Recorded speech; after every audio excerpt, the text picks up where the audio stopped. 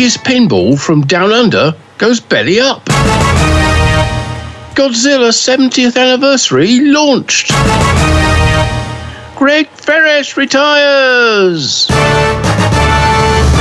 Hi, my name is Jonathan Joosten. I'm the editor of Pinball magazine, and I'm joined by... Hi, I'm Austin Eben. I'm the editor of Pinball News, and Jonathan and I are here for the July 2024 edition of the Pinball Industry News PINcast to bring you all the excitement that's happened in the past month in the pinball world. Yeah, and, it's been a rather exciting month, despite it being rather hot in Europe, at least. Can't speak for the rest of the world, but... we got Haggis Pinball from Australia not making it, and although until recently we had hopes that it still would turn out well. And I understand, Martin, you did some investigations on that as well. Yeah, well, I've been following it for some time and keeping a track of what's been going on with the company and trying to find out any details I can. Obviously not easy when it's an Australian company and we're on the other side of the world here. And also the fact that they sort of stopped communicating with everybody, and it was pretty much based on trying to find rumours or details of people who may have got machines or may have worked there. Anyway, the end finally came on the 18th of July this year, when suddenly all their website, YouTube channel, Facebook and Instagram social media feeds all were taken down almost instantaneously. And the day before that, there was a picture posted on Pinside of a rental truck which was parked outside the factory and appeared to be loading up with various, well, we can't see what it was being loaded up with, but obviously stuff was being cleared out of the factory there, which led to lots more speculation that the end was nigh.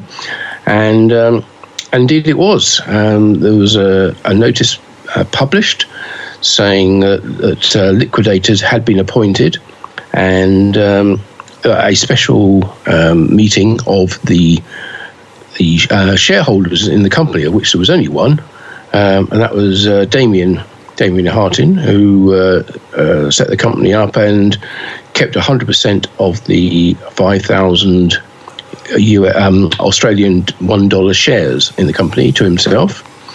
Normally in this sort of situation, if you have employees, you might sort of offer them a small percentage of the company as an incentive for them to stay and to make sure the company was successful. But no, that didn't happen. So liquidators were appointed, and liquidators went through the factory and declared there were no assets of any value remaining in the factory. So they cleared it out completely. Yes, so we don't know what happened to any of the parts or any of the machines that were either complete or incomplete. It does look like everyone who paid deposits either in or full payment for machines directly to Haggis have lost their money. It's worth pointing out as well that there's been absolutely no communication from Damian or anybody else at the factory, no statement. Only from the liquidators, so not from Damian or from Marty Robbins, who was their game designer and close confidant of Damian. Both seem to have completely vanished and gone to ground, which is disappointing. I suppose the good thing is, from a buyer's perspective, is anybody who paid either a deposit or in full through a distributor, which I think there were about 4 worldwide, they should be okay. Although obviously it's not great for the distributors because they would have lost money. Yeah. So, but if you paid a distributor for your game, either in full or a deposit, then your contract is with them, not with Haggis. Mm-hmm. And it's been very good to see that the distributors have been issuing refunds to those people who had paid them. So kudos to distributors such as Flippin' Out Pinball and Nitro as well, right, who I've seen making payments back to customers, so they didn't lose out. Right. So if you have a situation. If you have a Fathom remake or a Centaur remake, of which there is very few built, I believe, then you really have something odd, I would say. Yeah, and don't know how it's going to work down the line if you're trying to get spares for it, because the way that Haggis built the playfields, they had to make all their own parts pretty much for their games. The playfields were thicker because they put this clear laminate layer on top, which made it thicker, and you couldn't use the standard parts anymore. Right. So, yeah. That's also not helping for a startup company, I suppose. Absolutely not. No, having to redesign the wheel at virtually every stage.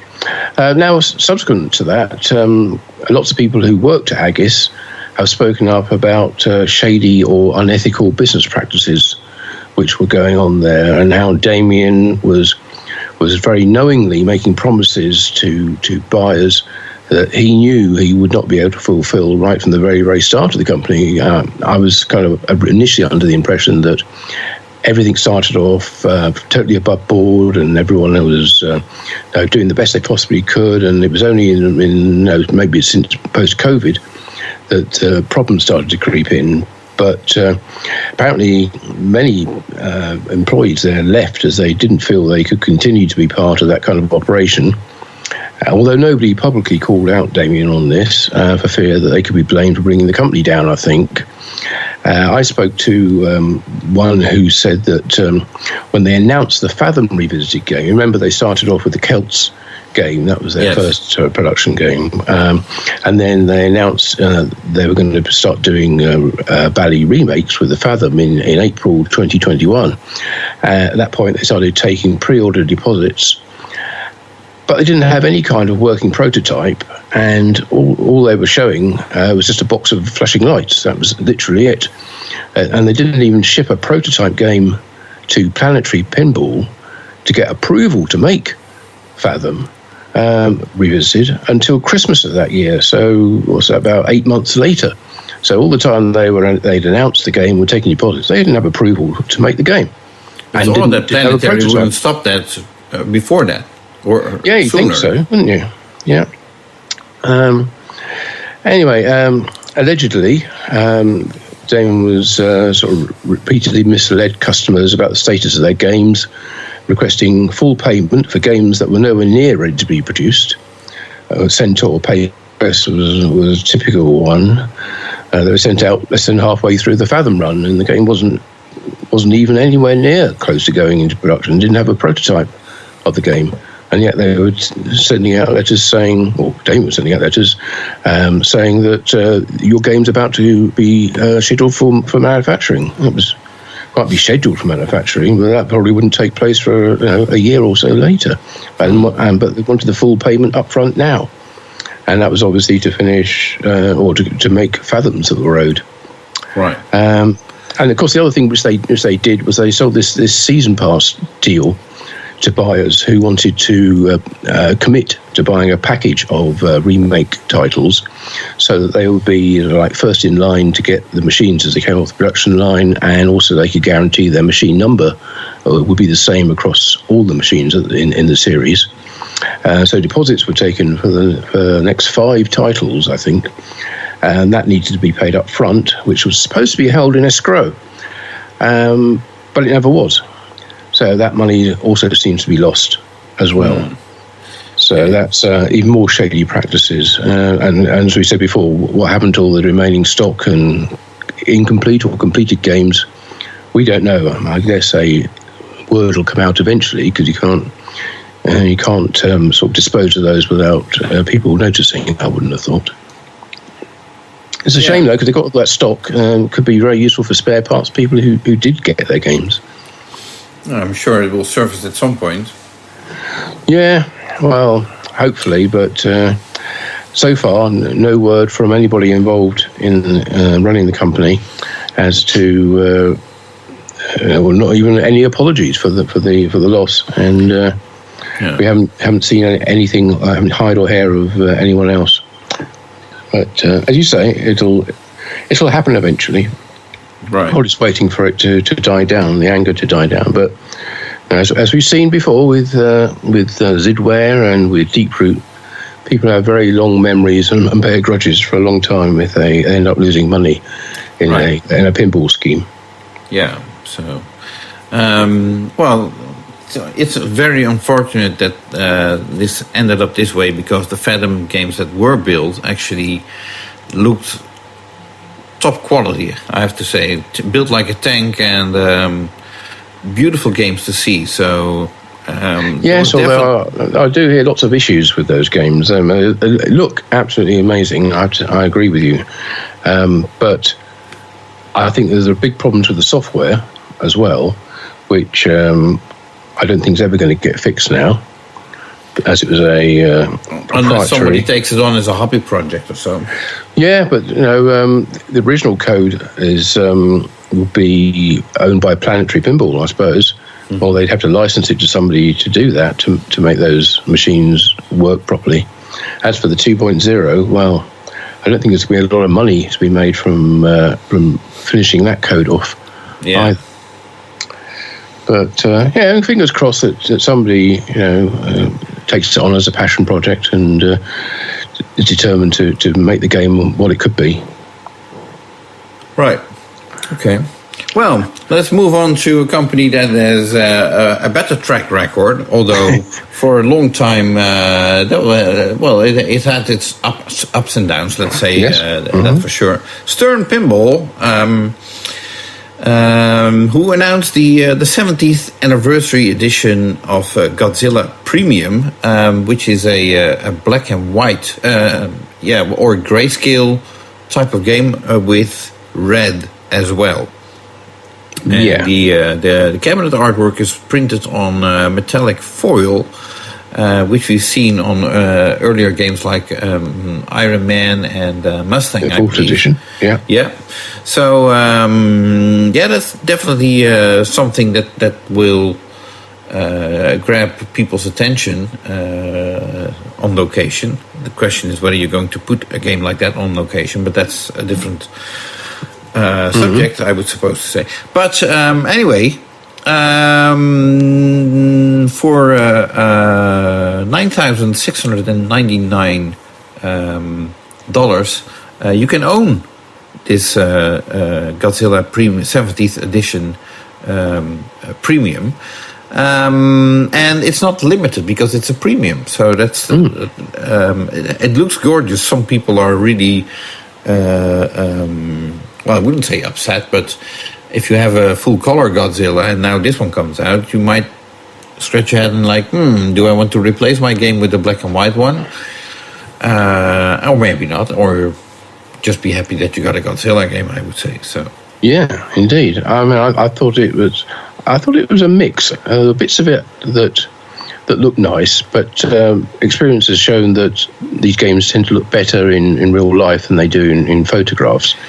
I have to say, I'm sorry, but I was not impressed with the photos that were provided for publicity for this game.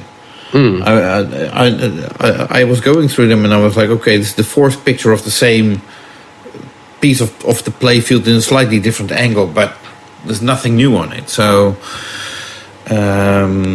yeah, I agree. There wasn't a lot out there. There were a lot of pictures, but didn't show you very much. But I do like that they've done the plastics as monochrome as well. Those look nice, and the Godzilla as well, and the building too. Yeah, all the bridge, 3D. Yeah, all the sculpts they're nicely done. I don't particularly like the way all the inserts are the same colour, same bright colours that they were on the original. That kind of, to me, kills a bit of the black and white and red effect. Although I entirely understand why they have to do it, because they signal various modes are running and various features are available with different coloured inserts. Right. So if they made them all red, it would be very confusing as to what's going on the playfield. Right. But I think the biggest disappointment for me really was the cabinet art, and when they did the original run of Godzilla, they had different artwork left and right side, and different artwork for all three versions, the Pro, Premium, and LE. And here they seem to have just gone back, taken one side of the limited edition, made it black and white, flipped it over on the other side, and just use that for both sides of the cabinet. And I think, well, that's a bit lazy, isn't it? I agree. Yeah. I mean, it's not like they haven't got the guy who did all the artwork for the game working for them anymore. You know, he's still there. Well, they got maybe they lost the art director that did the game, that directed all the art for the game. Someone else was in charge. I don't know. It just seems a half-hearted effort on that when the rest of it looks nice. But as you say, it seems to be quite divisive. Some people love it, some people hate it. Well, they can always come up with a different side art for one side, and then that issue is fixed. Yeah, well, absolutely. I thought they'd done that in the first place, but they obviously didn't. And it's also interesting that they've made the display graphics. They can either be colour or monochromatic as well, to match the rest of the game. I'm interested to see how that works. Whether they literally just made it monochromatic, in which case you might find some text becomes slightly less legible than it would have been otherwise. Right. And so some of the artwork might not work so well if it's they have similar luminance levels but very different colours. So it might blur or blend in a bit, but we'll get to see that soon, I hope. I don't know whether there is one anywhere near me, but hopefully we'll get to see one when we go to Expo later in the year. Probably, yeah. Probably. Knowing Stern, you'll be tripling over games. Yes, that's true, yeah. Well, we might be making them in the factory at the time. Right. So, oh well. Anyway, so Godzilla 70th Anniversary Edition, if you're interested, go get one. Or two, or whatever. Yeah. There'll be plenty. They'll be making them as long as they can, I guess. As you said, they're not limited. Yeah. So in other news from Stern Pinball, and this was our second headline. Third headline, but the second one from Stern. Greg Freres, art director at the company, retires after nearly 12 years of working at Stern. And Greg has a long history in pinball. He started in the late 70s at Bally. I think Harlem Globetrotters was his first art package, pinball backlash and so on. And he's done many iconic ones since then. And of course, the Elvira trilogy can't be ignored. For which he did, for all three games, he did the artwork and worked together with pinball designer Dennis Nordman. The Wo Nelly project also deserves a mention, I would say, because that was their Dennis's and Greg's sort of a private project that eventually Stern took into production. And then there's so many games that Greg was involved in as art director. Basically, every game from Stern from the last 12 years, Greg had his input in who did the art, which translite would go on which game, which side art would go on which game, all that kind of stuff, you know. And a lot more assigning art to artists. Like, okay, I think he's the one who found Christopher Frenchy and brought him into the industry. Right. For the Batman 66 game, and he also brought in Jeremy Packer after he had done some freelance titles for them, and he's now a full-time employee there. So, well, congratulations to Greg for reaching the retirement age, I would say, and he doesn't look that old, I have to add. He probably looks even younger now, having had all those responsibilities taken off him. Right, yeah. So, of course, we wish him well. At least I do. And absolutely. I hope to see him at Expo. I reached out to Greg because I noticed on his Facebook page that he's now apparently working for Greg Freres' illustrated something. Don't recall the name exactly.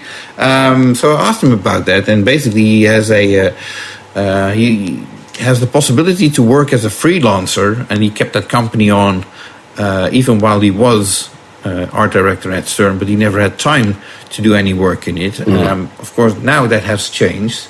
So if something comes along that he is interested in and feels like he wants to do, then that's the company that's going through, and it's not going to be Pinball unless it's Stern.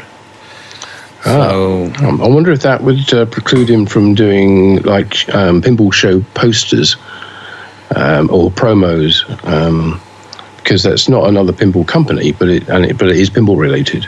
I don't think Stern would have any issues with that. But no, I wouldn't have thought so. So there'll be a rush of pinball shows all contacting Greg, asking if he'll do their 2025 artwork. Which would be great. If you're hinting at the Dutch Pinball Open, I think they have already somebody working on them. But then again, it wouldn't hurt if Greg Freres would be involved.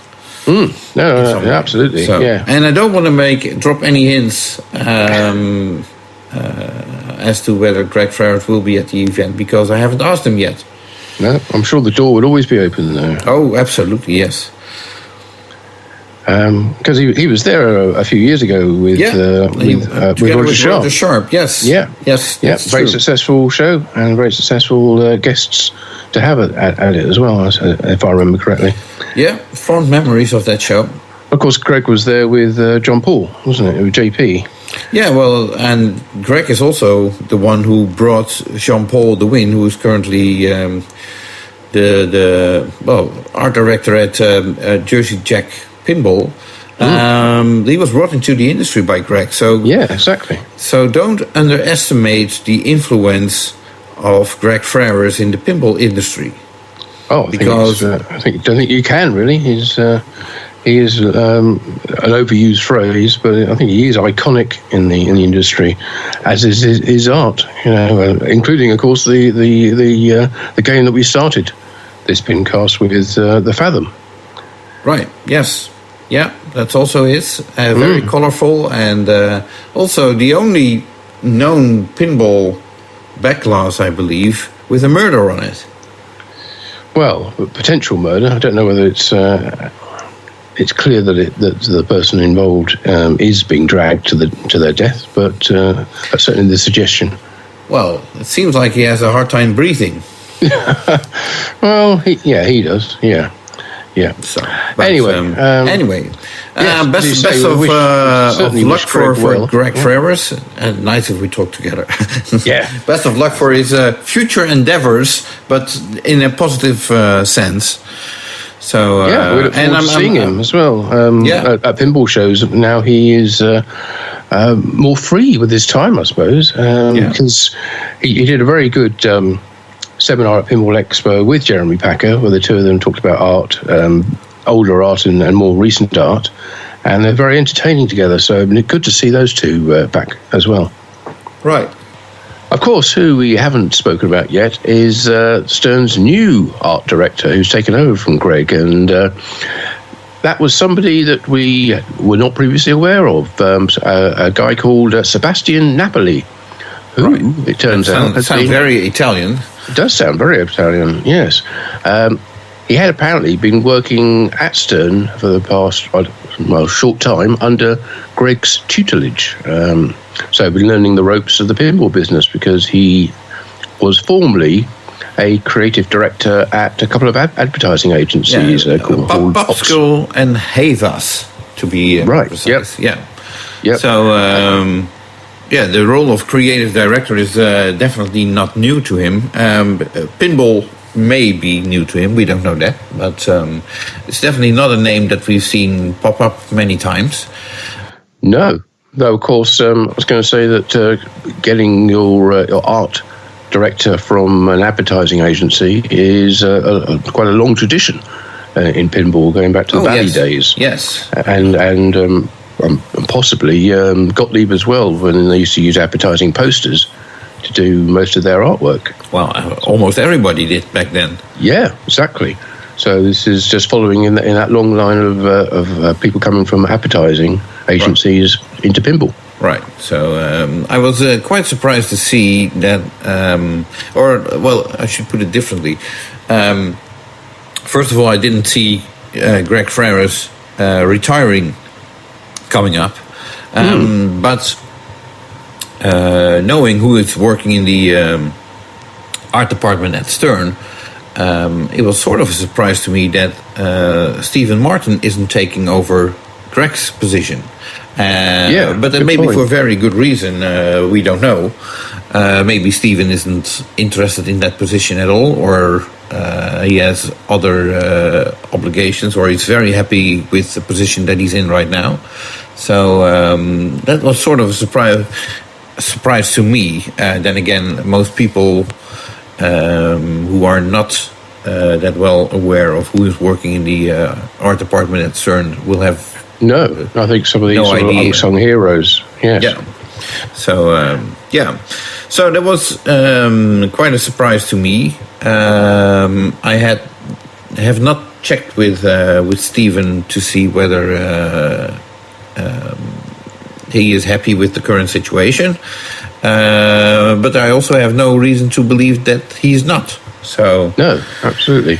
So we look forward to meeting Sebastian when we get to Chicago next, and see what plans he has for the art department, because he's a very busy section of the company these days. Right, yeah, lots of artwork, of course, with 3 models and flyers for every model out there, and the videos that are made, and all the promotional photos for the game. That's all the art department. Yeah, so, and dealing with the licenses as well. Exactly, making sure they get everything cleared with them. Yeah, and of course, one of the biggest headaches, I think. And then deciding which artist is going to do what for which game, and checking up on those and guiding them in the process. And so that's all part of what the art director is supposed to be doing. So anyway, we wish Sebastian Napoli the best of luck in his new position. We certainly do. And Greg, of course, a very happy retirement. Indeed. Okay, so there's other Stern news as well. Sorry to cut Greg short, but no, absolutely, we have to move on. Yeah. So and that brings us to the San Diego ComiCon, which was held last weekend, I believe, or the weekend before that. I'm not exactly sure. I was not there, but Stern, as every year, had a booth or shared a booth, I would have to say, at the event, and this time they brought their John Wick and Godzilla 70th game, amongst other titles. One of the highlights of the event, at least for Stern, I would imagine, is Keanu Reeves, who plays Johnny Mnemonic, if you remember well. Yeah. But also the role of John Wick. Oh, yeah. Right. Coming by the Stern booth and playing a game of John Wick, which was recorded on video and shared on Stern Pinball's social media, naturally. Yeah, it seemed to be very, very widely shared, that one. Yeah. Very cool, of course. It was not the first time, of course, that Keanu Reeves is on a pinball machine, as I mentioned, Johnny Mnemonic now. I'm not sure about his flipper skills. No, he didn't seem to be doing very well, but at least he did appear to know how to play. Which is more than Mick Jagger did when they had a promo of him trying to play the Rolling Stones when he had a machine at his own home, and didn't know how to flip properly. So kudos to Keanu for at least knowing how to play pinball. Right. Yeah, and well, of course, it's all organized by managers and what have you. So, but still, very nice of him to pop by and Yep, Stern also had a pop-up arcade as well in a neighbouring hotel, the Marriott Marquis. Right, yeah, Marquis, as every year, I would say. Yes, that's right, yeah, where they had more machines there. They had it's an arcade, so they invited people to come along who were attending the show to come to the neighbouring hotel and participate in the pop-up arcade they had there. Now on the stand that they had in the show, along with the John Wick game and the Godzilla 70th, they also had a bunch of what they describe as official John Wick props from the movies. So it was obviously a bit of a John Wick theme. On display, I suppose. On display, yes. Yeah. Along with that, they also had some merchandise that they created especially for the San Diego ComiCon. Mm-hmm. They had some John Wick by Stern Pinball T-shirts, which I think were only available at the event, as was a limited edition vinyl LP album featuring the game's original score, and which was composed by Charlie Benanti of Anthrax, and the albums were signed by him as well, and Pantera, yes, of course, yeah. There were only 500 copies of that available at the show. I don't know if there will be more available afterwards. At the time of recording this, which is the 1st of August, neither of the T-shirt or the album are available through the Stern web shop on their website. Well. Yeah, so you may have missed that if you weren't at the show, but with any luck, there'll be some more available before too long. And talking about the John Wick game, moving on from San Diego ComiCon, if you happen to live in the United States and are listening to this and weren't previously aware, you are in with a chance to win a brand new John Wick Pro pinball machine in a free sweepstake. Yes, in fact, you can be in with two chances, actually. All you have to do is to sign up and log into Insider Connected any time between 24th of July, which is obviously gone, and the 7th of August at midnight Central Time, and you will automatically be entered into the sweepstake to win the game. If you already have an account, that's fine. You're still eligible by logging in during that time. So basically just log in to your Insider Connected account before midnight on the 7th of August. And you can also enter by signing up for the Stern email newsletter and joining their mailing list by going to, and get ready to write this down if you haven't already signed up for it, and happen to want to join into the sweepstake, insider.sternpinball.com/WCK-24. So WCK as in Wick and -24. So that's how you can enter the sweepstake, which is open to legal residents. I won't get into that. Of the 50 United States and the District of Columbia, and you have to be 18 years of age or older. And if you do enter, and good luck to you, I say. And if you win, let us know. Yeah, so a pity that it's not available for people outside the US. Yeah. I would have loved to win a John Wick game. Well, yeah, I'd love you to win a John Wick game as well. How nice of you. I guess it gets a bit problematic with national laws about sweepstakes as to whether or not you're allowed to enter. I think I'm allowed to enter a U.S. sweepstake if I want to. There's no law forbidding me from that, you know. So, but then again, if you win, not this one. Yeah, well. Anyway, so after all this exciting news, yes, time to cool off a little bit. Do you have some code updates from Stern for me? Funnily enough, yes. 4 machines got code updates. Oh, that's not that many. No, in July. Starting with Jaws, which had a small update to last month's bigger update.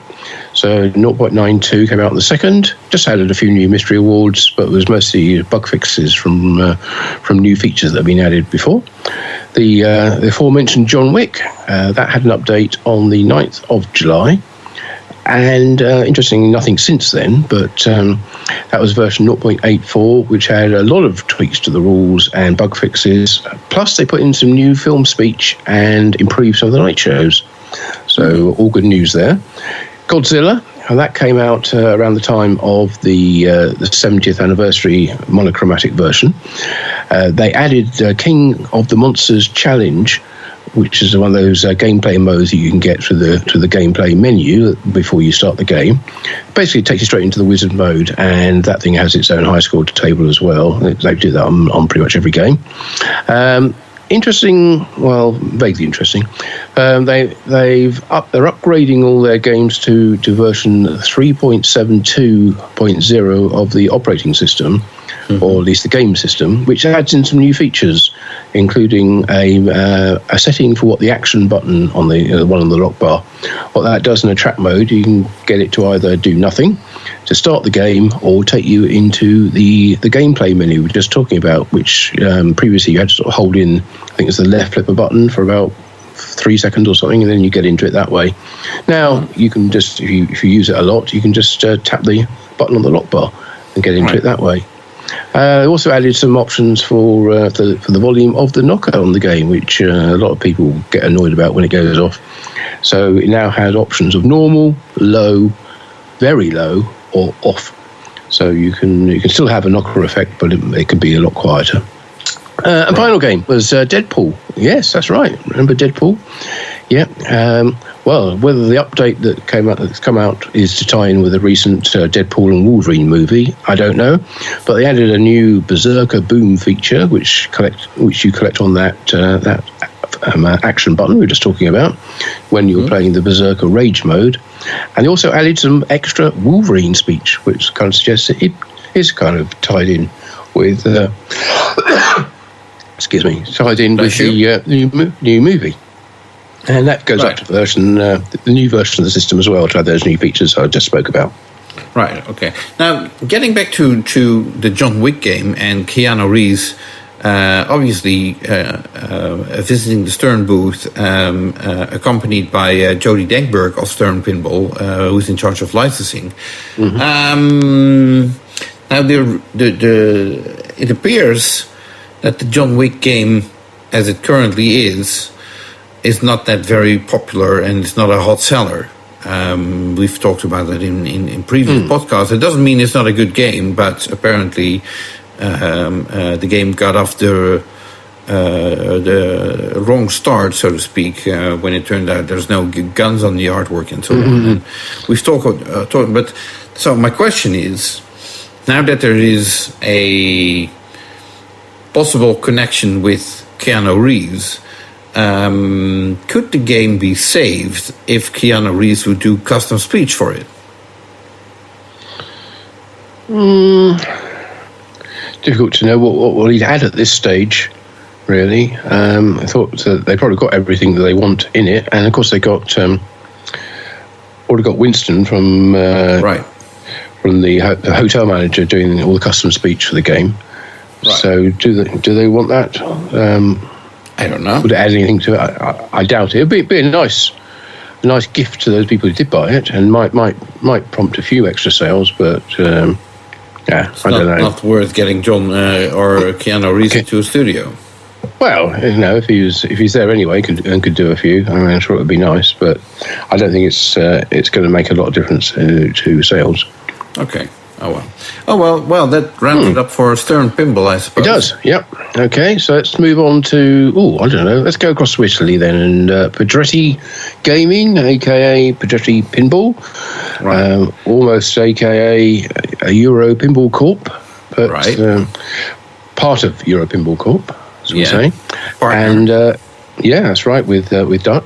Pinball Brothers, sorry. Right, yeah. Well, the Euro Pinball Corp is very busy at the moment, I have to say.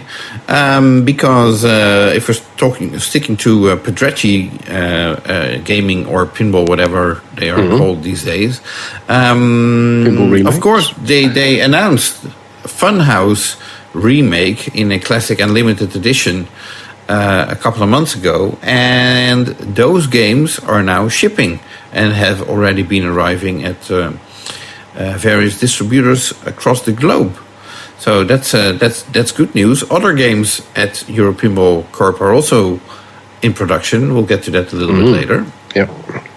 Yeah. So, and there's speaking of the Funhouse game, there's a promotional video from Flippin' Out Pinball, which shows some gameplay, and you noticed some interesting details in that video. Yeah, well, I used to own a classic Funhouse, so I was interested to see that the eyes on the Rudy head obviously operate very differently at the moment to the way they did in the classic game, because when you shot the steps ramp, which is the left ramp, which would send the ball all the way around past him and back down to the left in lane, his eyes used to follow the ball as it went round, and that was actually one of the marketing features when they were promoting when the game came out.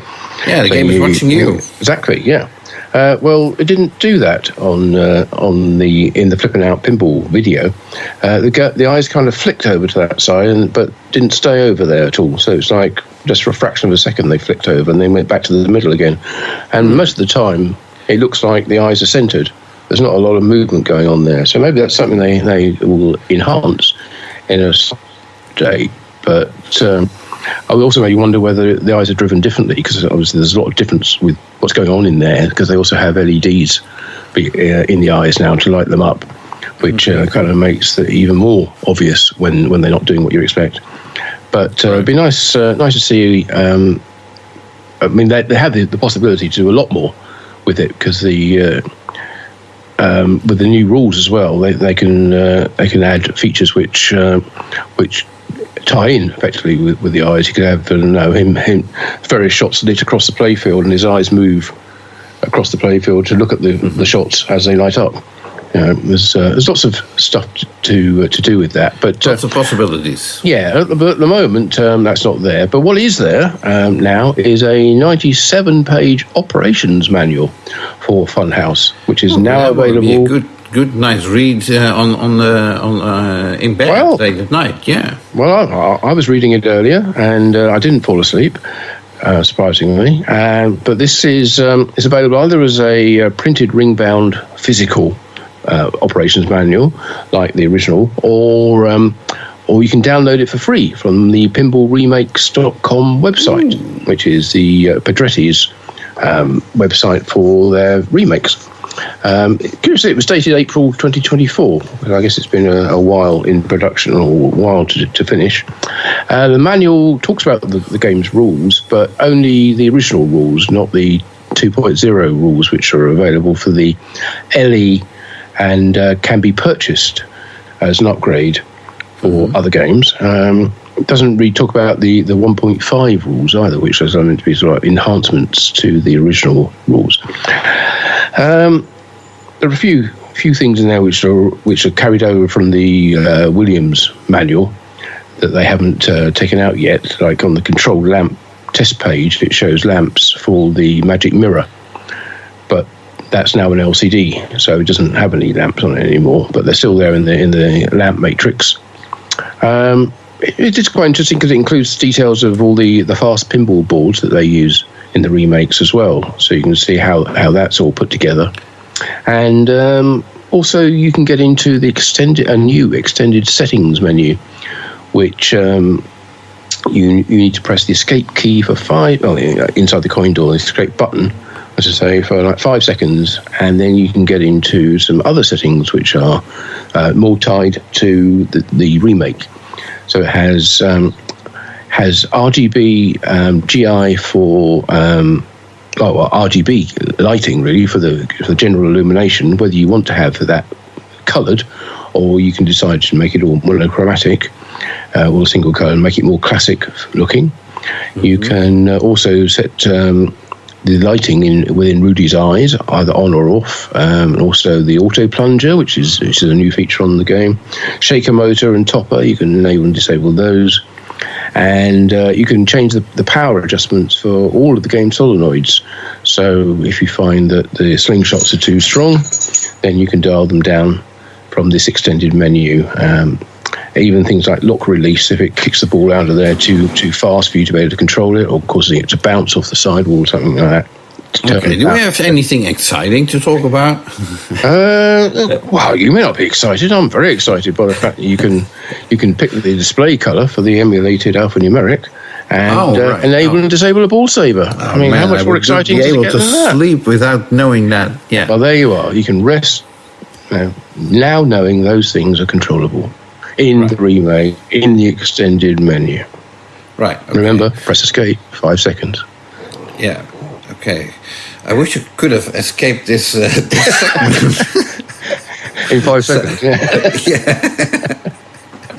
So,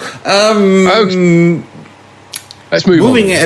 As we were talking about Pedretti and the link to Euro Pinball Corp, let's quickly jump to Pinball Brothers from Sweden. Yes. Mm-hmm. As we all mentioned in the last month PINcast, the first ABBA pinball machines have begun shipping from Italy to various distributors.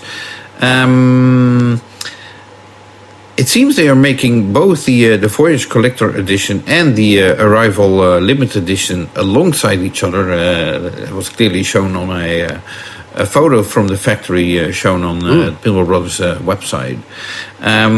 Apparently, it showed a picture of 2 shipping boxes, both featuring the words demo, ABBA LE demo and ABBA VE demo on the sides, for whatever reason. But those are probably, as it says, show models for either distributors to take to shows or put in their showrooms and so on. The good news is the production of ABBA, assuming these demo games were more like prototypes, but full production has now begun. I was thinking they're probably more like samples rather than prototypes. Yeah, so probably a better name, yes. Yeah, that's how they used to. Well, they used to differentiate. A prototype would go on location, they'd send out the sample production game, right, just to make sure that it's absolutely bulletproof, and then they that normally be at the very start of production anyway, but it'd give them a little bit of time to make some final tweaks if they need to. But nothing major, if they find that a bulb is falling out all the time somewhere, they change it from a 55 to a 44 or whatever, a 555 to 44. What if a ball is falling out all the time? Well, yeah, okay, so yes. Slightly more work required, but so that's ABBA, which of course is one of the games which they're making, Pinball Brothers, of course.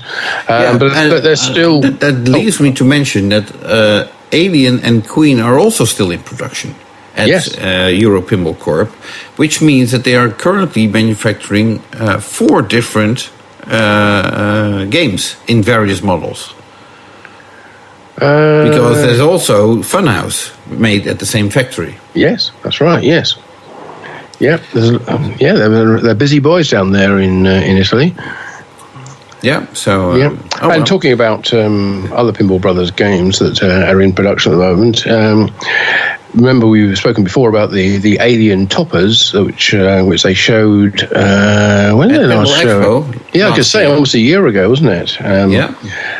Well, that topper is now in production, and all the pre-orders, all the people who pre-ordered the game should now have their topper in their hands or on the top of their game. And but they carried on making them, so there are some in stock for immediate purchase if you have the Pinball Brothers Alien game and didn't choose to pre-order it. You can buy it outright now. Doesn't work with the Highway Pinball version, but just the Pinball Brothers one. Mm-hmm. So, it looks great. Nice beacons lighting up the game up there, and some nice models on it as well. Right. So, well done to them in getting all those out. Right, and that rounds it up for Pinball Brothers / Euro Pinball Corporation and Pedretti, all tied together indeed. At this point, yes. So, moving back to the US, American Pinball. Yeah, Executive VP David Fix has been going to quite a few pinball events, shows and parties. He was at the Hot Wheels Legends Tour 2024, which was held in Morris in Illinois, the famous Morris. No, okay. I'm sure it's famous if you live there.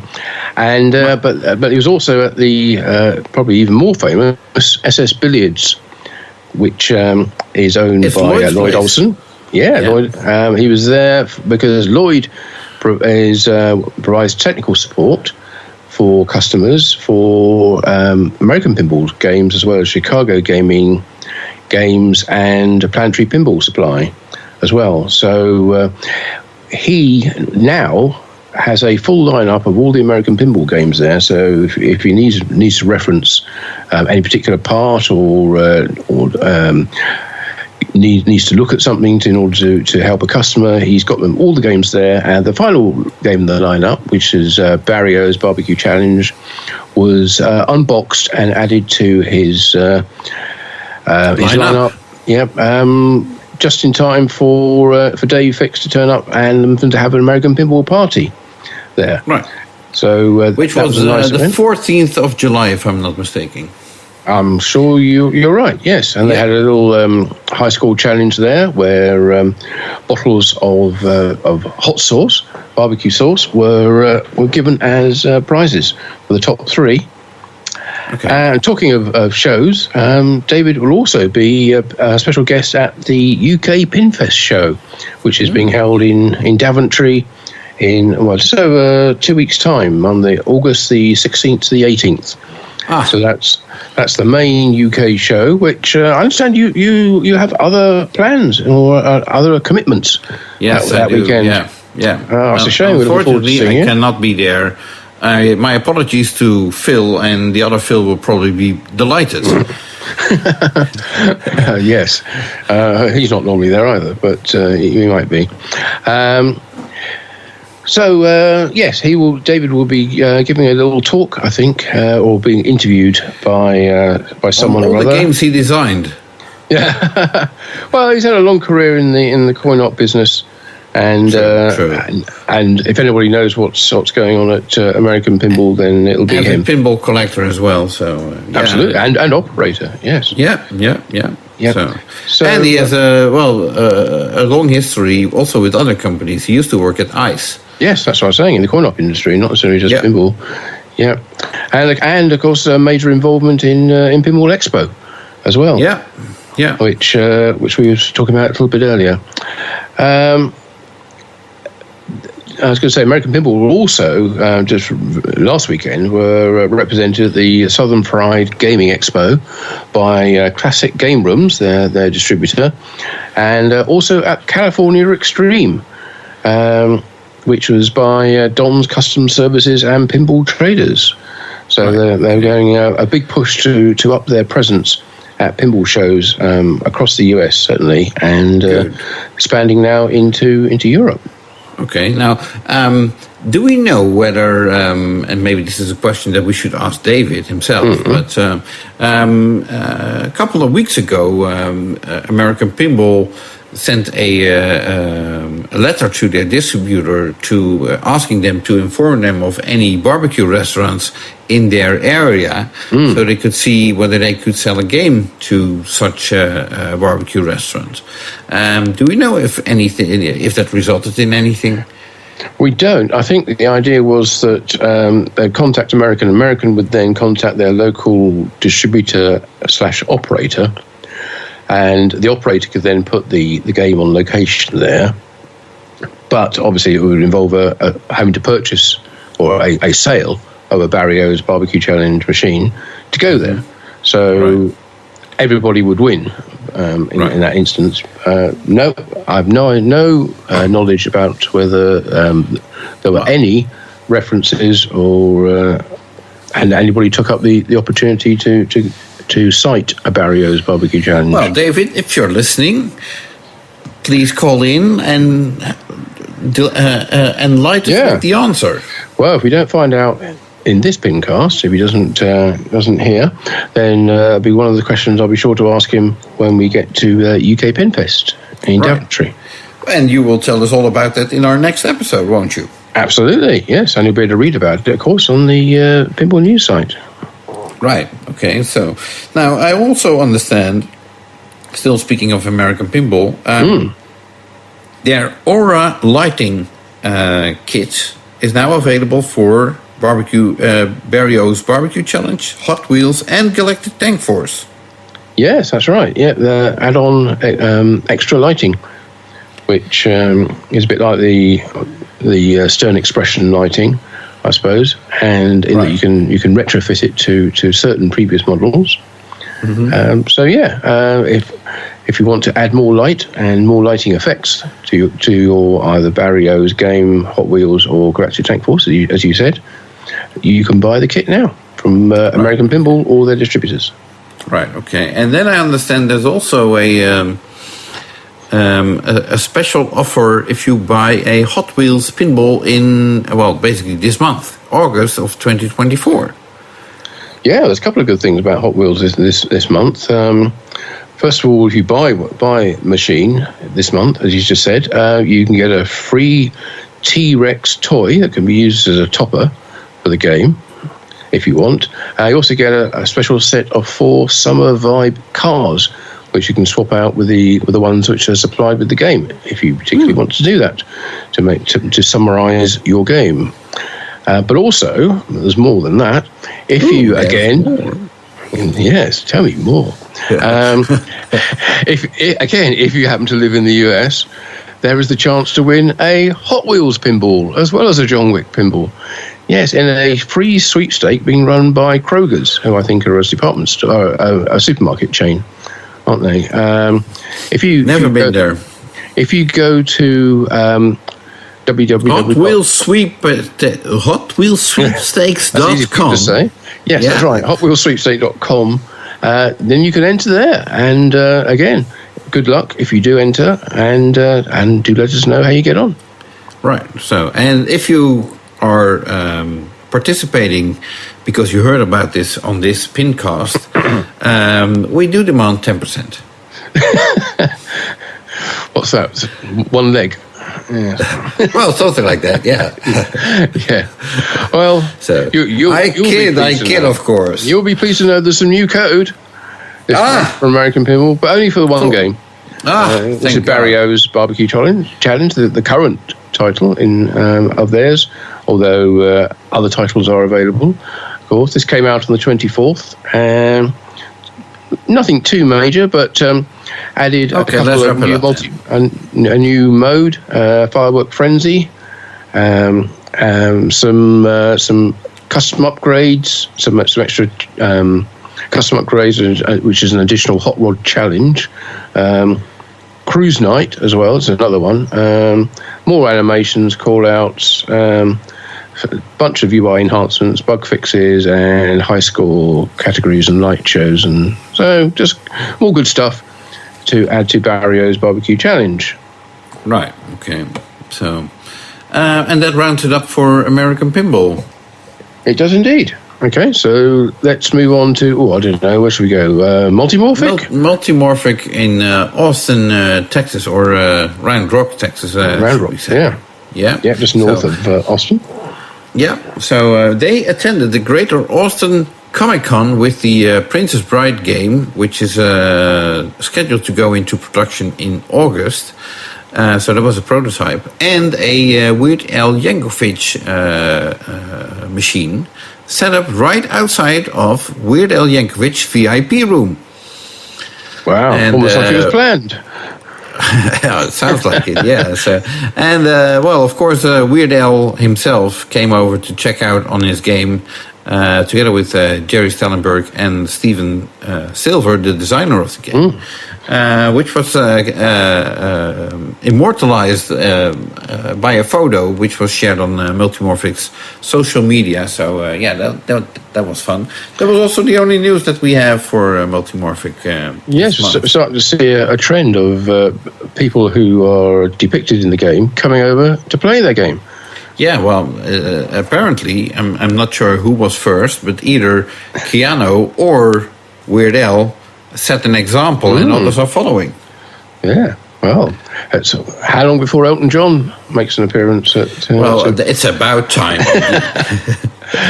Yes, we should probably talk about Jersey Jacks. We just mentioned them there. So sure, why not? Yeah, have been pretty relentless in plugging their Elton John game, which is fair enough. You know, I don't envy the job of marketing at Stern or of marketing at JJP, because if there's only one game to sell, then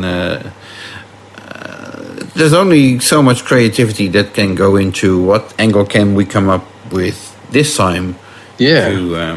Well, they are posting stuff sort of almost daily at the moment. Yeah. On social media. I do have to compliment them. There are some very interesting what's it called? Little things interesting to know. Details.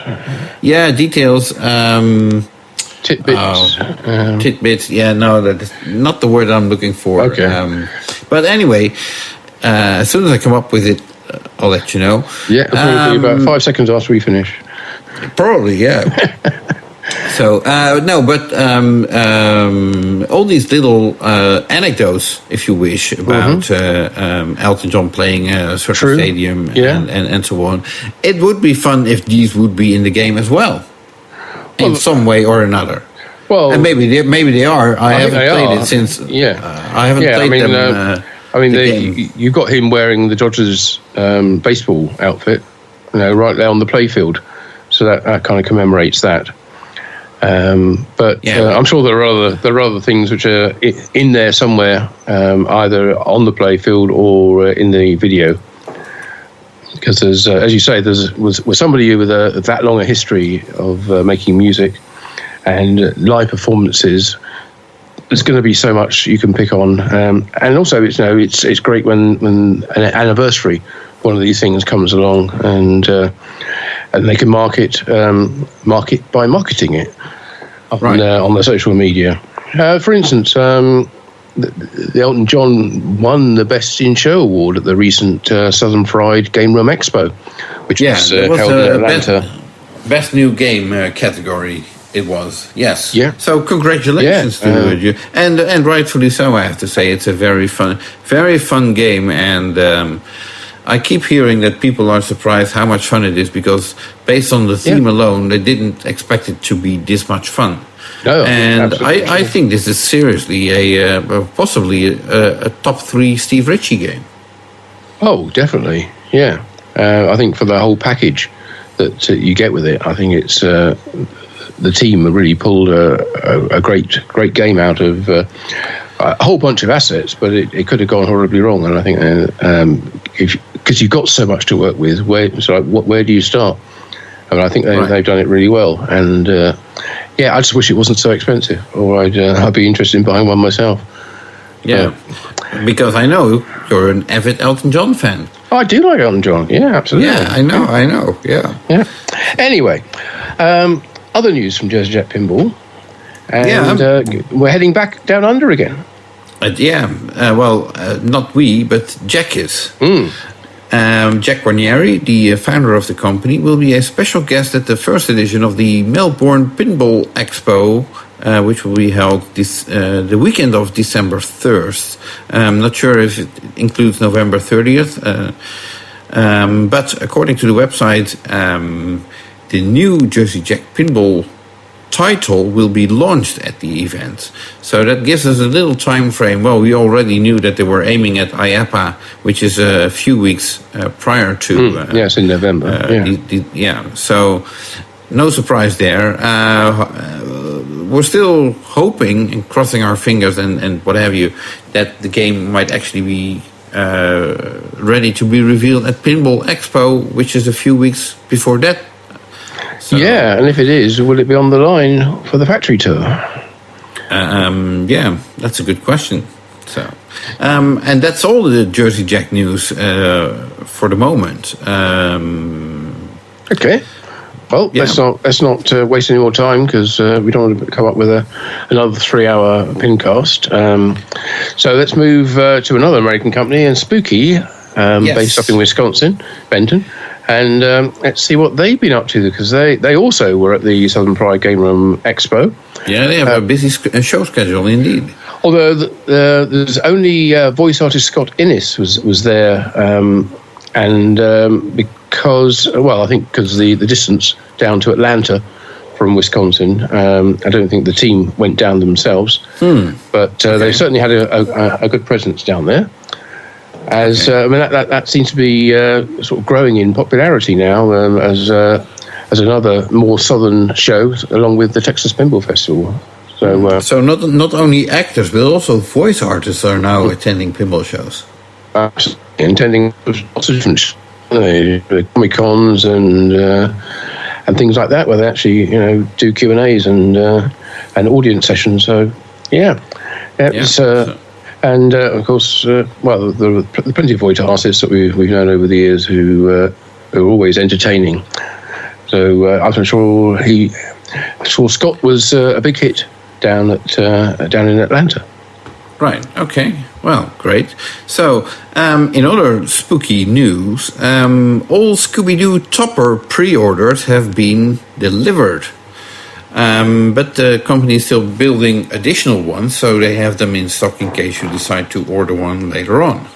Just like the Alien ones. Great. Yeah, okay. Exactly. So, I think I have actually some more spooky news. Let me see if I can look it up, because Bug, who is basically running the company, if I'm not mistaken, was interviewed by Don's Pinball podcast at Southern Fried Gaming Expo. Yes. So he was there. It turns out that Spooky is currently building Looney Tunes and Texas Chainsaw Massacre, as we know, as well as Scooby-Doo, of course. But speaking of these two games, Looney Tunes and Texas Chainsaw Massacre, the ratio currently appears to be in a 3-to-1 ratio. So 3 Looney Tunes, 1 Texas Chainsaw Massacre. So that appears to be the more rare game. The Texas Chainsaw Massacre. If Looney Tunes sells out, which will be 888 units, and we're not there yet, we may see an upgraded topper for the game. And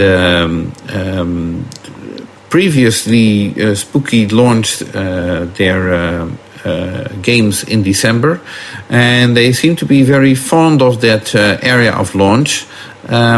So if we're looking for a new Spooky game, December would be a good time to be on the lookout. Right. Okay. We'll put that in our diary and make sure we're checking the social media feeds and press releases. Yeah, exactly. Well, press release. Okay. Let's hope we get one this time. Well, maybe. So, we'll come back. Yeah. So, if you would be interested in ordering either Looney Tunes or Texas Chainsaw Massacre, and you would do so today, then you can expect your game to be ready for delivery around January of 2025. So, last but not least, the company has apparently 5 licenses locked in for future game titles. So, and the next game is not going to be a split game or whatever did we call it? Right. Yeah. So two titles on one design. Yeah. No, that's not apparently not the case. So. Okay. Cool. So good. I completely forgot I had that extra info. But thank you to Don's Pinball podcast for taking out the time to interview Bug and publish that interview. Indeed. Yeah. And we talk about Looney Tunes. Just mentioned there's some new code for Looney Tunes now available. In fact, it was available from the 11th of last month of July, which adds a couple of new film modes, Bully for Bugs and Rabbit of Seville, some new topper light shows, some new speaker light shows, and a bunch of bug fixes. Not that bug, the other bug fixes. Right. Yeah. Don't get confused. No, that's right. Yeah. And that's it, I think, for Spooky Pinball for this month. Right. Okay. So, well, thank you for that. Yeah, thank you. Then we have another pinball company in the US, all the way in in Texas, Barrels of Fun. Yeah, they were due to be exhibiting at the California Extreme Show, but as we mentioned before, they had this hurricane that blew through the area and disrupted the twice. Yes, that's I'm right. not mistaken. Yeah, disrupted all their transport plans in order to get the games up there. They didn't actually make it. So although they were there with promotional materials, they didn't have any games, which was a shame. Too bad. Yeah. Still, at least no one got hurt, so that's the main thing with the hurricane. Okay. So, and from what I understand is, we mentioned this, I think, last month. Labyrinth or Barrels of Fun were very transparent about the number of Labyrinth games ordered, and at that time they were about the 750 mark. Following that news, quite some people ordered the game. I think at the time they made a second announcement. The count was up to 822. Which leaves a little more than 200 games to yes, was it 1100 to order? Yeah, 1100 maximum. Yeah. So if you're interested in a Labyrinth game, which is also still a great game, I have to say, then make sure you get one before production runs out. Yes, indeed. Yep, and I think that pretty much wraps it up for Barrels of Fun news. Well, there's a little bit more in the sense that, of course, we mentioned the hurricane, which also delayed production at the Barrels of Fun facility, but they're already back up and running. Yes. So, good news on that end. Let's move over to Taiwan now, and you have some news from Homepin. Yeah. And, well, firstly, the boring stuff, which is that they have upgraded the power supply on their This Is Spinal Tap game. And if you are one of the few people who actually already have a This Is Spinal Tap, then you will be receiving, if you have not already, the upgraded power supply for free. They sent it out to all or both buyers of the game so far. You're so harsh, Martin. Well, I haven't seen. I've only seen 2 on location, so I'm sure there are other machines out there. But the original game, one of those original games, is at the Pinball Hall of Fame in Las Vegas. Another one was flown over by retro arcade specialists into the UK for last year's UK Pinfest show, and I would not be at all surprised if the game was at this year's show. So, but that is the original one, not the None More Black upgraded version with the third flipper and some other changes made to it. So we haven't seen that game in up close, in real life. Yeah, that's right. No. Yeah, not yet. But, not yet. Do we know why that game, that power supply, needed an update? I wonder if it's to do with the new third flipper. That the game was designed for 2 flippers, and the power supply was probably rated for that. And you add in a third one, then which is unless it's on a completely separate button, it's going to be firing with one of the other flippers, so the current draw will be that much higher. Okay, makes sense. So just curious. So that's a guess from my perspective. I don't know, but that would seem reasonable. Right. Okay. So then we got a little bit of a tease. As we got a sort of close-up picture from the bottom part of the Blues Brothers playfield. Just a little bit. We couldn't see much other than it's an Italian bottom. Yeah. And there's a piano roll which actually the artwork continues under the apron, yes, or where the apron is going. So. Yeah, that's right. And on that picture, it had some very brightly coloured blue and yellow plastics for the lane guys and the slingshots. Yes. Which I don't know if that's how it's going to be. They didn't seem to be very much in keeping with the feel of the movie to me, but I'm hoping that they will be a placeholders for what will eventually be there. But also, it appeared to me that there was artwork on them, in the sense that there's bullet holes, and what else was there?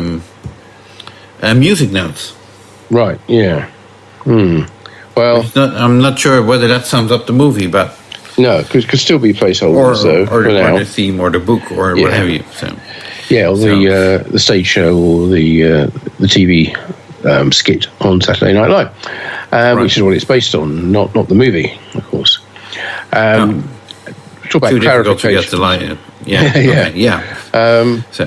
So Mike Kalinowski posted a clarification on, I think it's on the Homepin Factory Facebook page.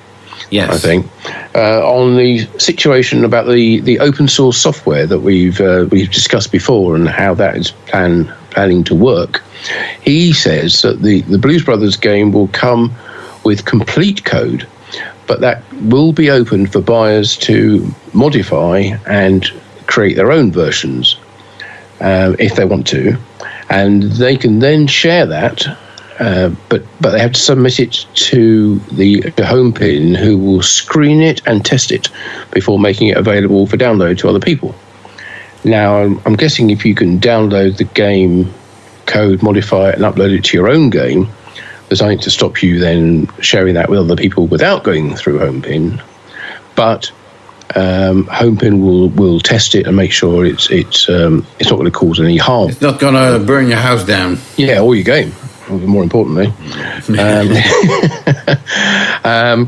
So there is that level of sanity check that will go on. If you can download it from the Homepin website, it will have been checked to make sure it's safe to use in the game. Right. Whereas if you're getting it from somebody else who has the game who hasn't gone through that process, anything could happen with it, I guess. Right.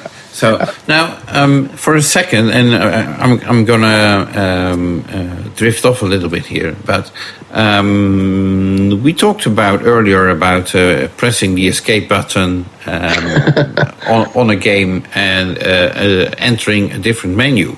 Now, I can imagine in case of any game, but let's stick with Blues Brothers for now, that for many people it might be a little bit far-fetched to develop your own code or write code, because if you don't know how to do that.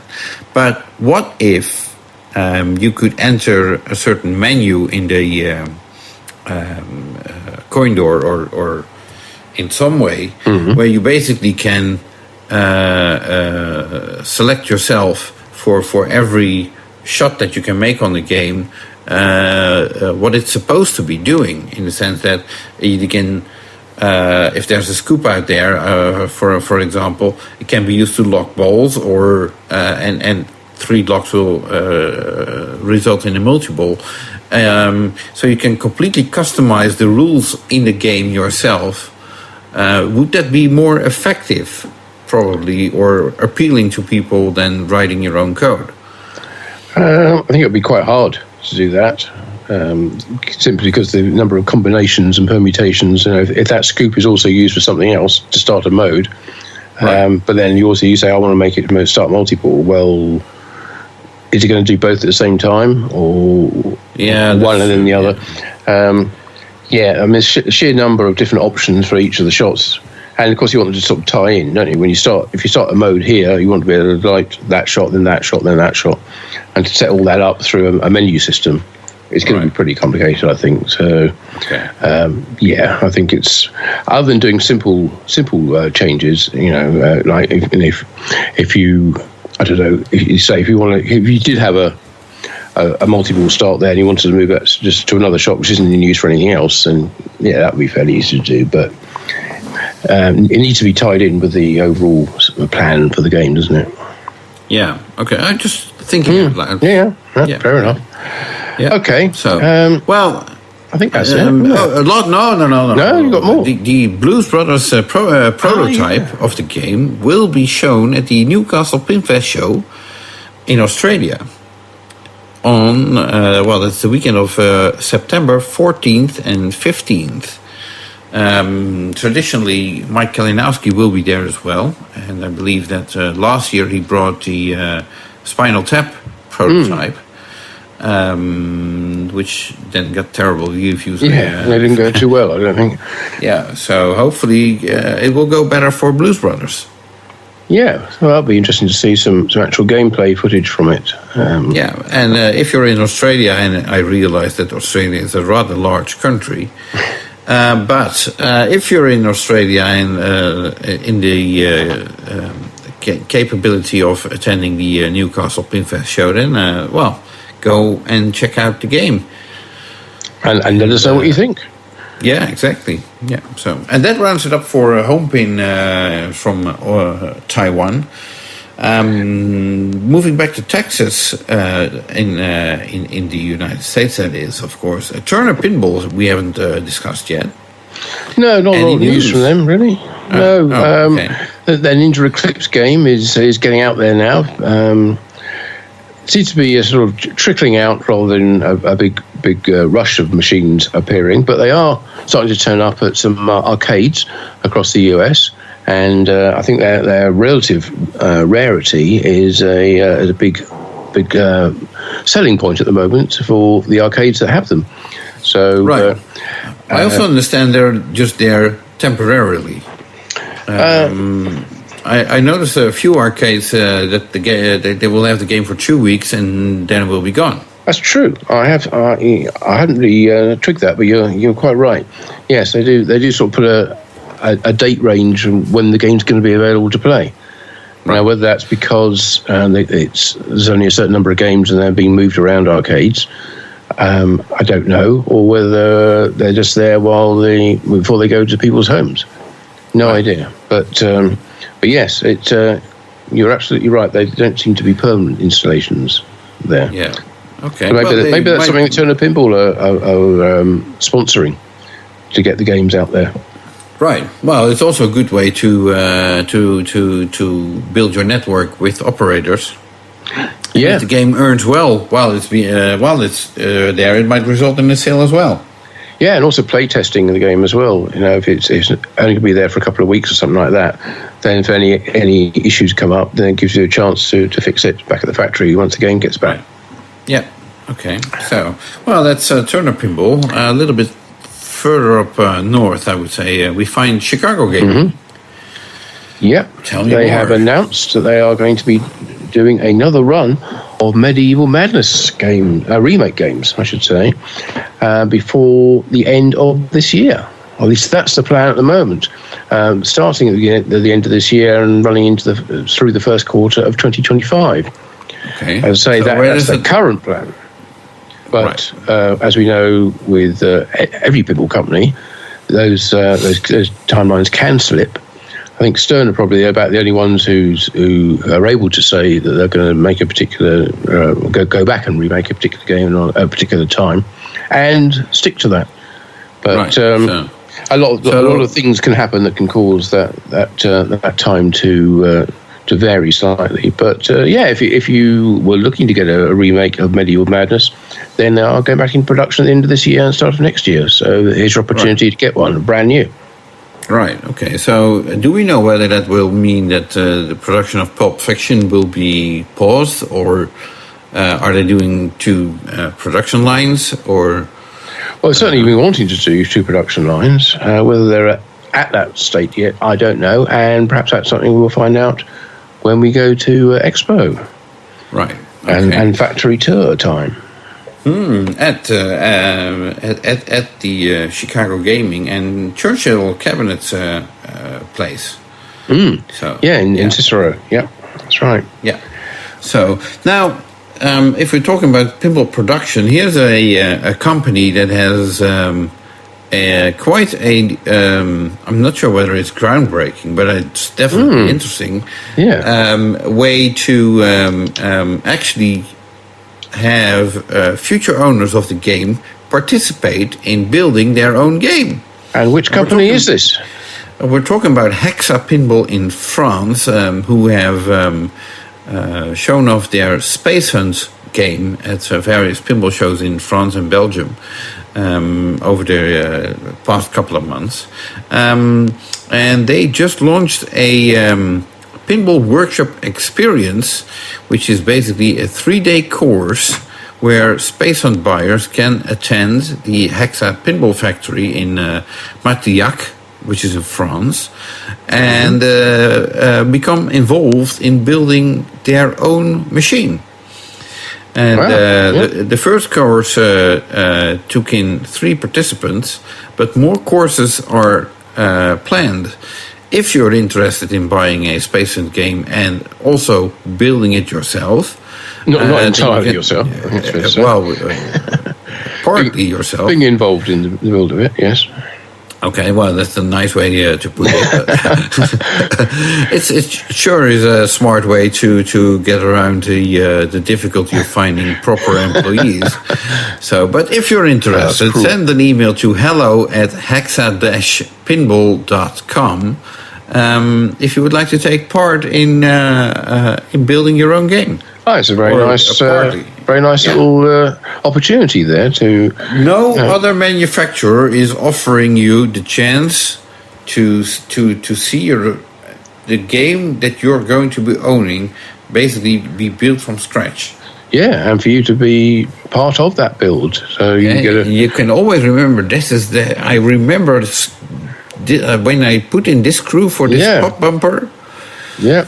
Why did I not screw it in properly? Yes, now it's fallen out. Right. Okay. So I think it's nice. News. It gives you sort of a lot closer attachment to the machine rather than just arriving. And at least in the first course, if you want to call it a course,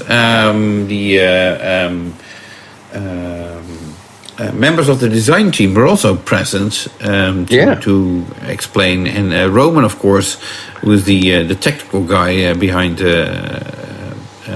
Space Hunt.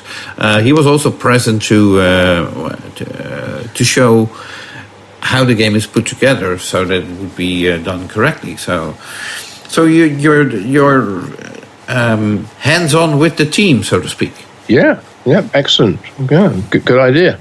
Yeah, I'm sure there'll be lots of waivers and disclaimers and things signed in case you happen to electrocute yourself or put a screw through your thumb or something like that. Yeah. So I wonder if you once you finish building the game and you start testing it, whether you get a sticker in there that says that it's tested by you. Oh, that'd be cool, wouldn't it? Yeah. Yeah. Yeah. Well, it'd be nice if it came up on the display. Had a picture of you building it with the team. Yeah. So lots of possibilities. Very, very interesting initiative. Best of luck to Hexa Pinball, and of course, hopefully, they will be able to make it to the Dutch Pinball Open in November, which would be the northest pinball show for them to attend. But I have good hopes that they might be there and bring the game as well. So. Great. Well, talking about Dutch Pinball, as you were there, let's talk about Dutch Pinball. And I understand you have some news from Barry and Melbourne. No, actually, well, it's technically it's not from Barry. Rance, who is sort of their spokesperson on Pinside, he announced that the company, the DPX company, that is currently waiting for parts from various vendors for the Alice's Adventures in Wonderland game. They're still making some last-minute minor changes to the game. Nothing spectacular, I suppose. They still expect to do the reveal of the game in the third quarter of this year, most likely in September, looking at the delivery times of some of the parts needed to build the game. And that brings me immediately to the following. As they are waiting on delivery parts, people were wondering, will the game be at Pinball Expo? Well, that depends on a couple of things. First of all, when do part suppliers supply? Do they deliver on time? Yeah. Then the games have to be built and tested, and that has to go correct. Then they have to be shipped in time, and from what I understand, they have to be shipped by the end of September to be at Pinball Expo. If customs are not delaying anything, holding up the games in customs or so. So it's all a big. Hopefully, yes, but if something goes wrong, then possibly no. So, they are trying to get the game there. Oh yeah, definitely. Hoping yes. to get the game. What you're saying? Yes. Yeah. So, and there were some questions asked about who the artist is on the Alice's Adventures in Wonderland game. Aside from what I assume is the line art from Jeremy Packer that is colored in. There was some speculation that it could have been Brian Allen who posted apparently some Alice in Wonderland like artwork, but it's not Brian Allen. It is the same person who did the artwork on The Big Lebowski. And as far as I can tell, two names are involved in The Big Lebowski. It's either Jean-Paul de Win, who is not sure whether JJP would allow him at this point, or it's Freek van Hagen, who was involved in the artwork on The Big Lebowski as well. So either one of those two is involved. So, but we've seen the Big Lebowski artwork, so we expect the same quality or even better. Yeah, but that doesn't really doesn't gel with Jeremy Packer's artwork, which is very different. So I'm not saying they haven't got the capability of switching styles to something more akin to Zombie Yeti stuff, but it'll be interesting to see how they take what was included with the Zidware assets and develop it into a complete game, which of course having to do with the rest of the game as well, because it was hardly a complete design from J-Pop, was it? Right. Well, it's sort of like color by numbers, I suppose. Well, no, not really. I kid, but yes, I'm sure they know what they're doing. Absolutely do. Well, it looks like got quite a challenging timescale to get to reveal it in September and maybe get a playable game over to Chicago in October. Right. So, best of luck to them. I look forward to seeing whatever they come up with. Yeah, exactly. So then we have Vector Pinball all the way back in Australia again. Yeah, not a lot of news there. They're at the Brisbane Pinball and Arcade Collective's annual tournament, where they were showing both versions of their the backglass on their 8-ball Fury game, which is the same game but with different backglasses, and but also and a different trim. But probably more interesting than that, because we've seen that before, was they also were showing an early custom game that they'd made for the oil company Castrol back in 2018. Right. If I'm not mistaken, that was a rethemed Firepower. Right. I was trying to work out what it was. I couldn't see it very clearly from the pictures, but okay, understand. Yeah, because they have quite a history of making custom games for various clients and promotional use. So, and that's where the 8-ball Fury game sprang from, as their first sort of own design, should we say? Right. Yeah. So I'm trying to verify quickly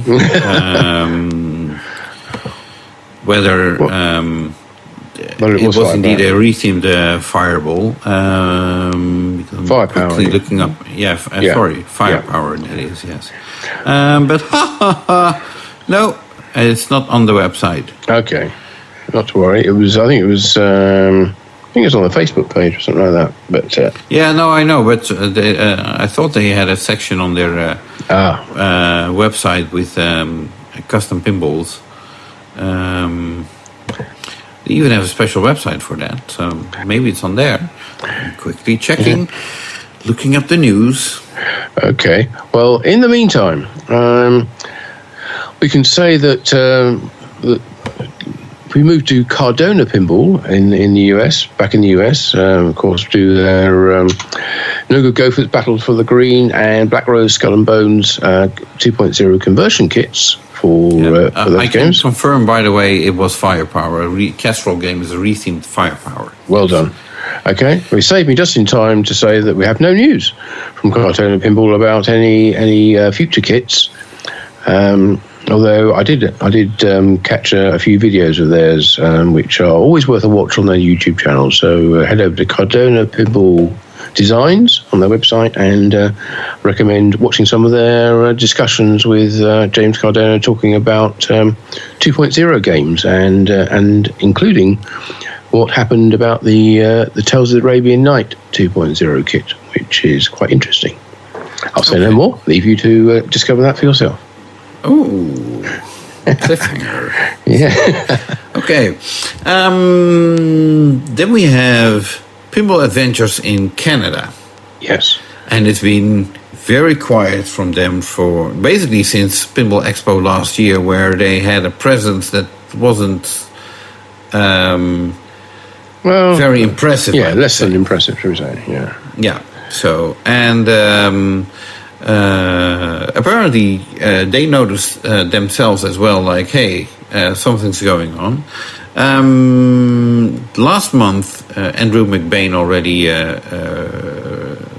sent a message to me saying that they were in the final stages of Elements or something. But then again, that was a game that debuted last year. Yeah. But, oh well. So there's a story to the story, I suppose.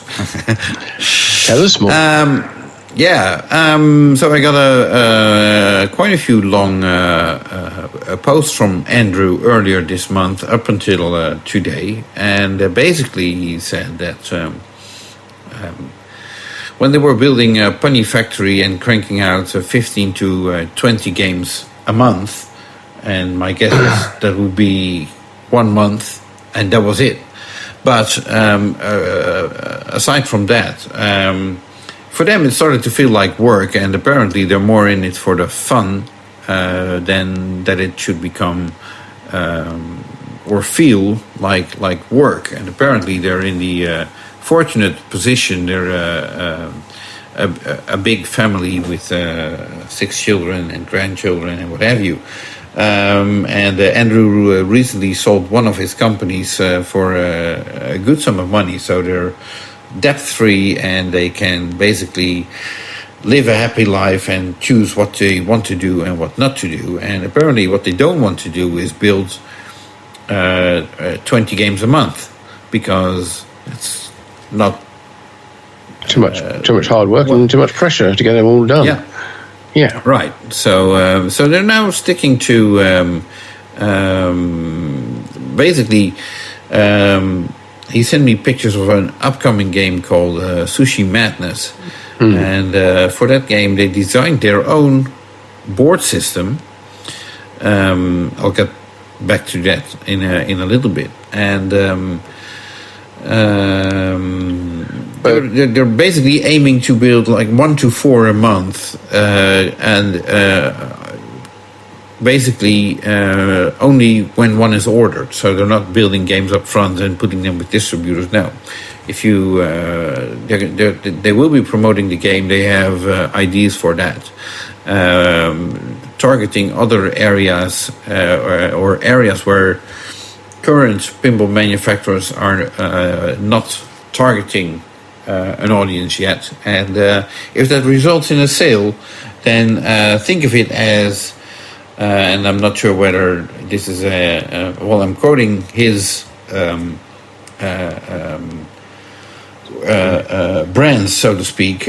Think of it as a Lamborghini or a Ferrari, which are almost custom builds whenever they are sold. Think of it like that. So you buy an $8,000 pinball machine for your children, possibly, I would think, and but you get the white glove treatment, and that's what you pay for, and that's what they like to do. So it's hard to argue with that. I mean, if they're not in it to build hundreds of games, that's all up to them, of course. And I also did ask about why develop a board system yourself if you can easily use the fast pinball board set or the P3.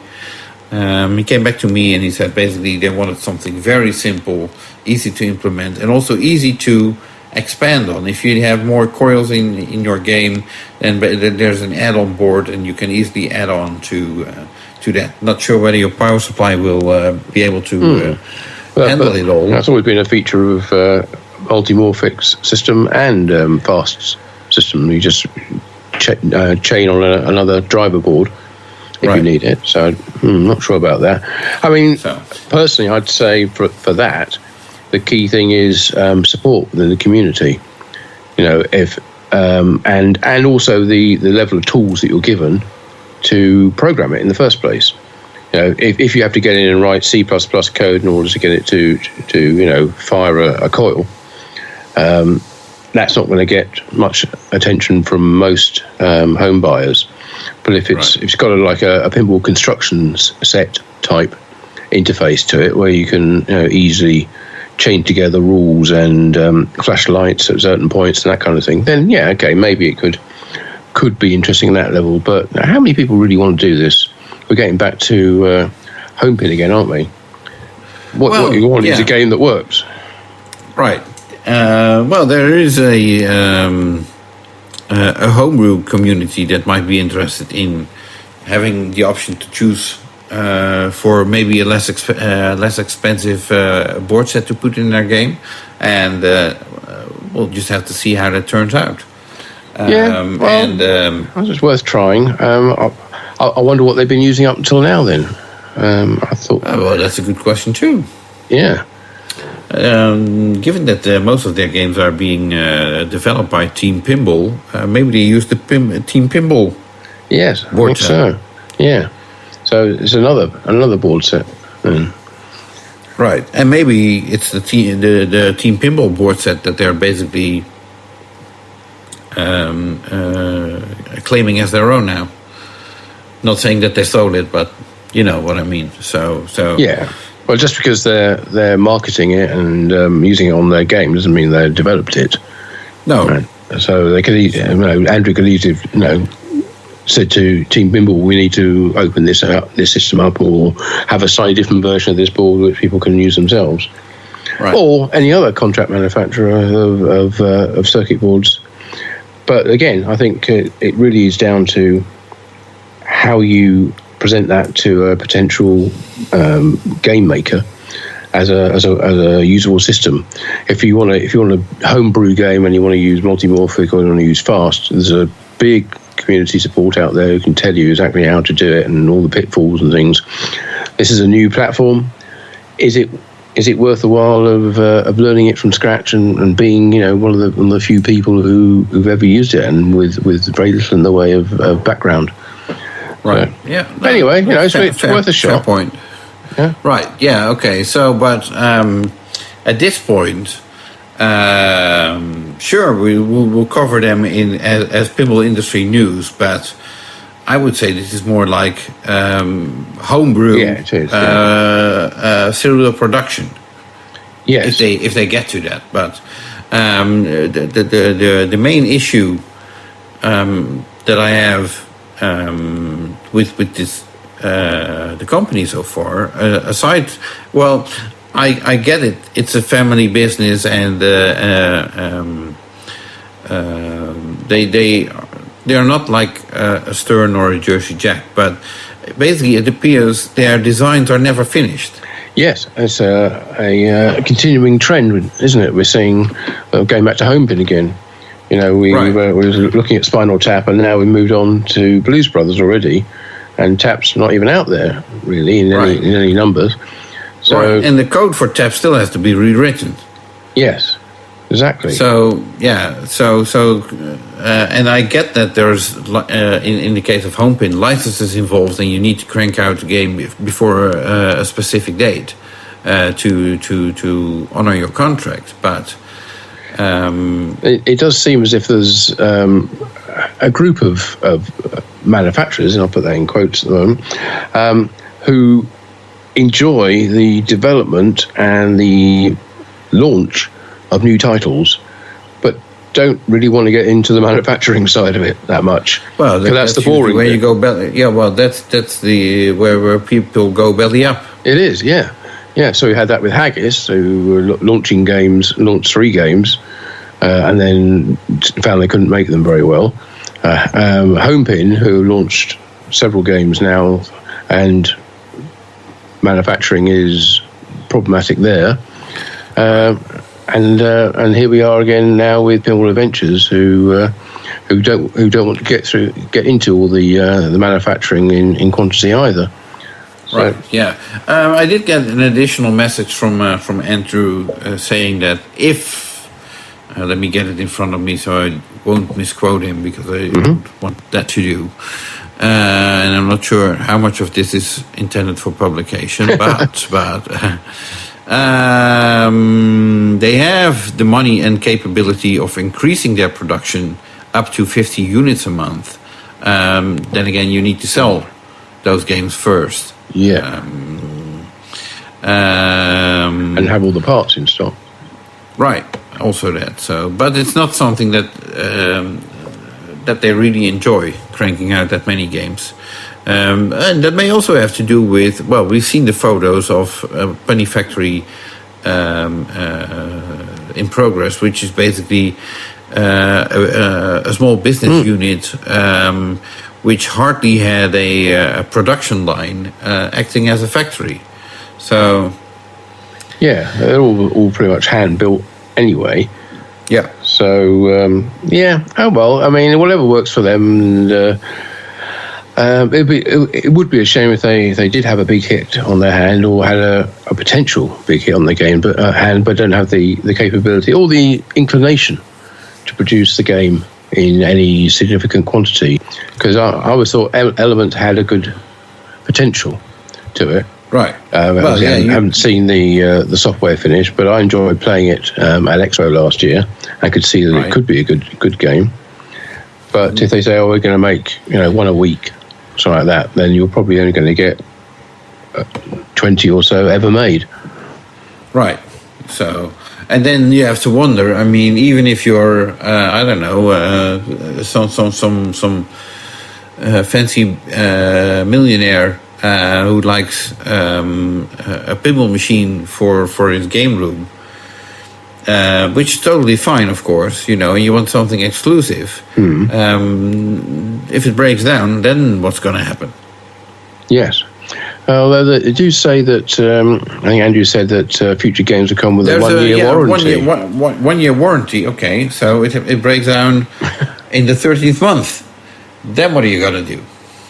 Well, we don't know what are you going to do. What are you going to do if Andrew decides, with all the respect, like, you know what, I like retired life better than building pinball machines. Yeah, I know. But anyway, one change I did notice that Andrew mentioned was they're going to be using the same cabinet and back box design for all future titles.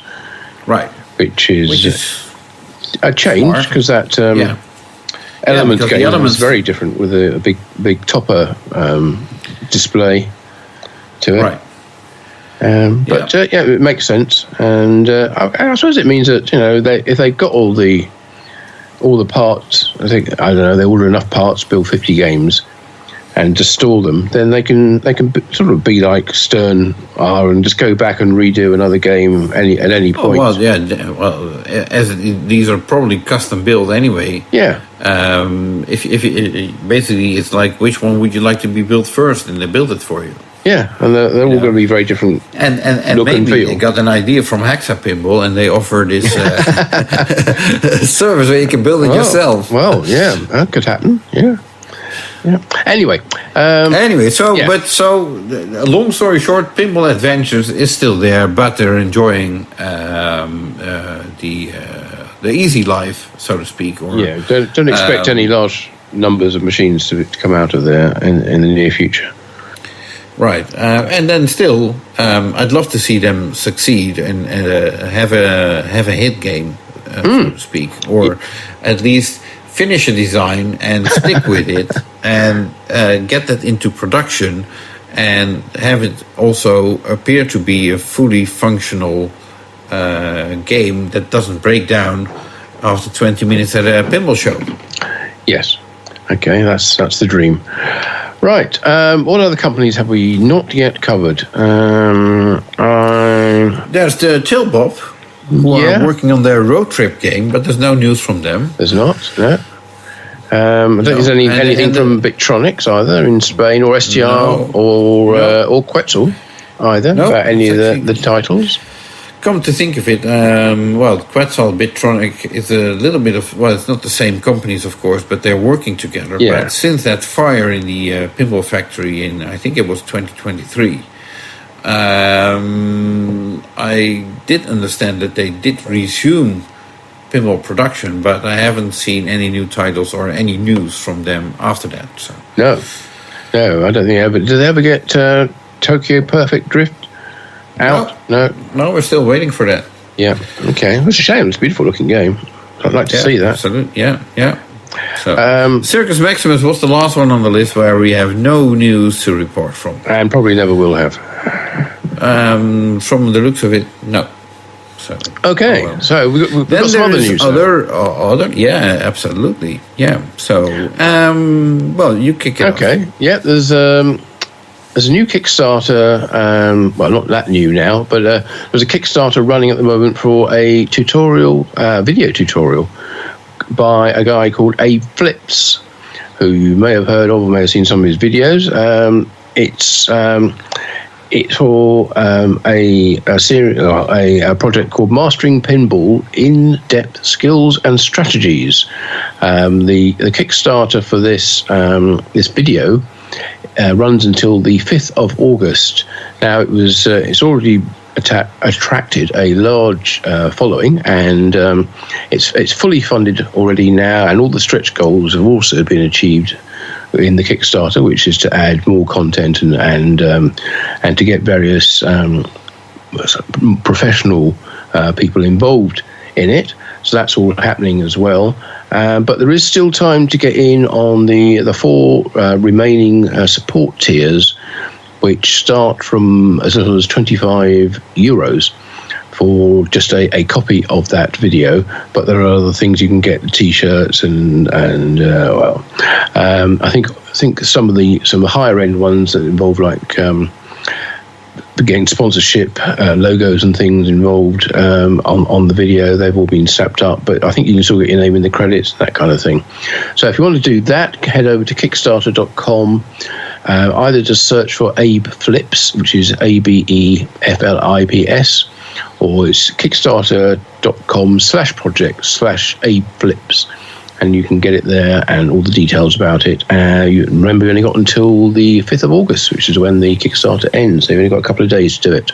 And is this going to teach us anything other than what we've seen, for example, the tutorials from Bo and Karen's and how he plays the games and what Jack Danger has done in the past? I don't think it's so much about a specific game. It's about overall skills and strategies when playing games. So it's much more wider, has a wider scope than a single game tutorial. So yes, I think so. And seems to have seems to be very well regarded from his previous videos. So this is a nice project to see, and it's good that it's attracted an awful lot of support. So good luck in finishing that project. Right. Okay. So now we mentioned earlier the UK Pinfest is coming up. I remember in Pinballs, David Fix will be there. He will be interviewed by Martin Ayub. Is that an interviewer that you recommend, that you like? Is really good, or ever heard of him?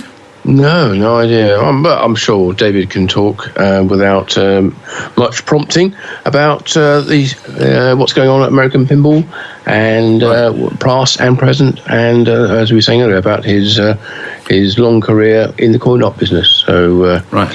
Apparently, there will be a full report on the show on a website called Pinball News. Oh, that must be new. I haven't heard of that one. Okay. Right. Me neither. No. Okay, well, I've got some news about Deeproot. We always like to keep updated on what's been going on with the fallout from that case that the SEC, the Securities and Exchange Commission, took Robert Mueller to court, a civil case, not a criminal one, where a settlement was agreed last month with repayment of ill-gotten gains and financial penalties to be decided at a later date. Well, the schedule for that later date has been published. It's not exactly fast justice.